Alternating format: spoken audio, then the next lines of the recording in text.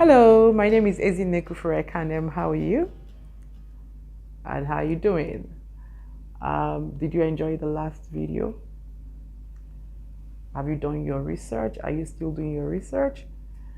At the research level, please take as much time as you want. Take as much time. Be as thorough as you can be. Because if you get it wrong, it will be like climbing uphill. But if you get it right, you'll just be coasting home. So take your time. Don't be in a hurry to just rush a research. Make it broad, make it wide, and make it deep. Really, thoroughly dig so that you can have materials to work with to enable you to take an informed decision. Today, I have a question I want you to answer. Whatever it is you want to put out there in the marketplace, will you buy it? Did you hear me? Whatever it is you're selling, will you buy it? So if you're cooking food, will you pay someone for that food? Assuming it wasn't your own, that quality of food you want to sell, will you pay someone for it? If you're an interior designer, will you pay someone to fix your home, to decorate your home, to design your home? If you're an engineer, will you pay someone for the services that you want to serve up? If you're into information technology, a videographer, would you pay someone for the quality of skills that you turn out? It's important that you can patronize yourself, because what you can buy, you can actually easily sell. Because like we said in the beginning, you can't give what you don't have. You can't sell what you don't like. So if you cannot use what you're about to put to the public, then you can't sell it.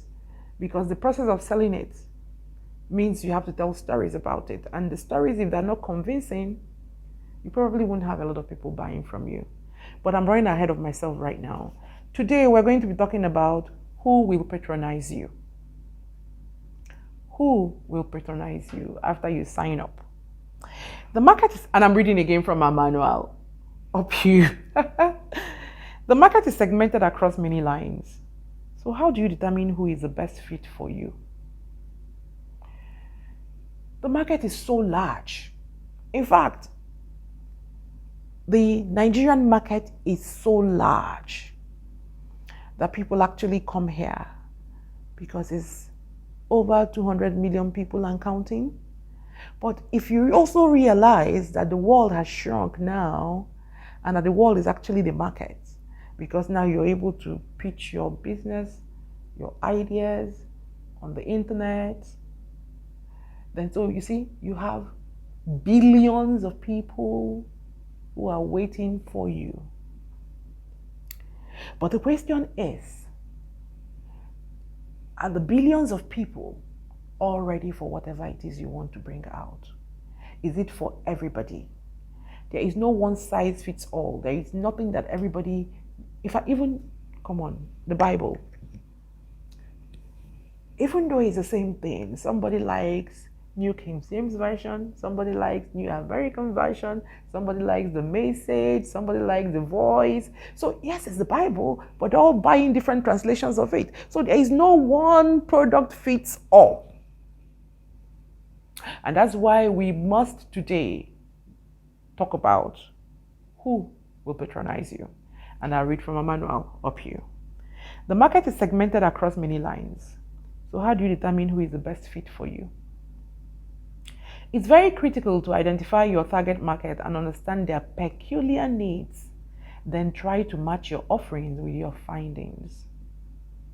Research, research, research.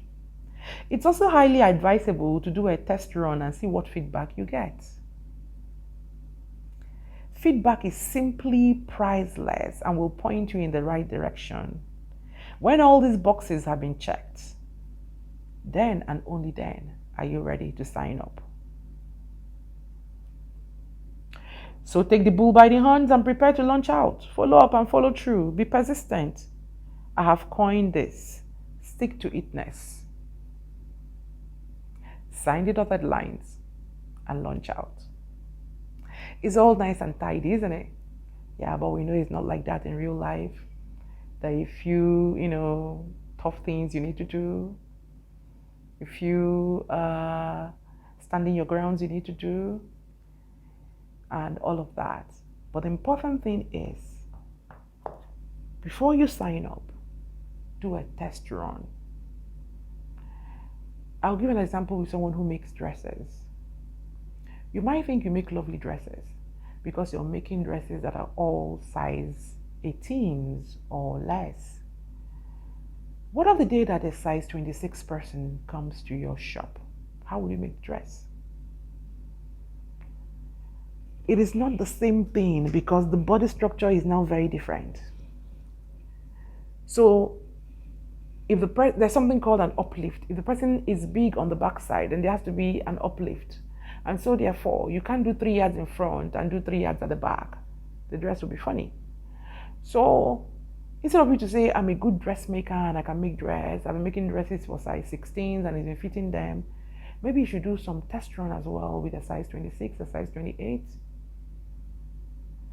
And then do a free fitting, sampling, and then check out the feedback. I'll tell you a little personal story. I'm an interior designer. I don't know if I said that earlier in the videos, but that's who I am and that's what I do professionally. And to be able to break into the market, I had to do a couple of houses free for my friends because I needed something to show what I could do. So I will say to you, oh, you just got a new apartment. Okay, can I do it for you? I'll just follow you to the market and I'll get everything you want, color coordinate it for you, get it done. And then if you like it, then you can give me whatever you want to give me. I did a few of that. And then when people come into those spaces and they go who did your house for you? Then the person say, oh, it's so and so and so. And then when they call me, I now professionally start to charge them because I've done the freebies. I have the feedback that it was great, and because they thought it was great, their friends are loving it, and so they're asking for more.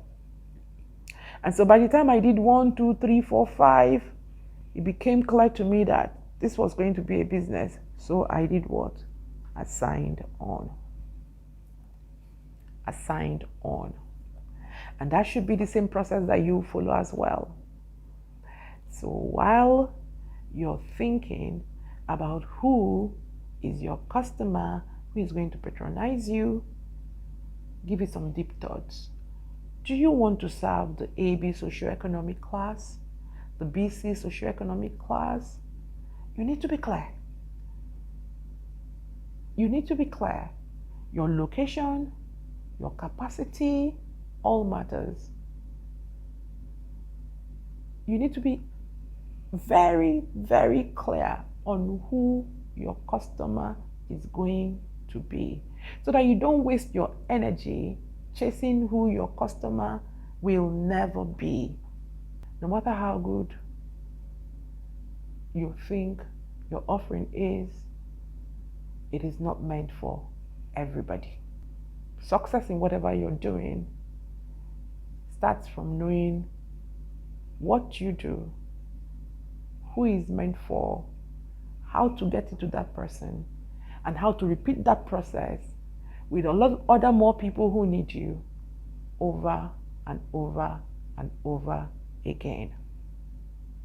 And remember, I'm here cheering you up and saying, up you, up you, up you.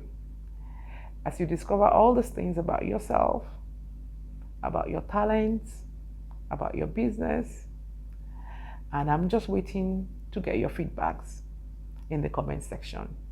Let's make it interactive. Let's enjoy ourselves while we learn. Until I come your way next time. Bye.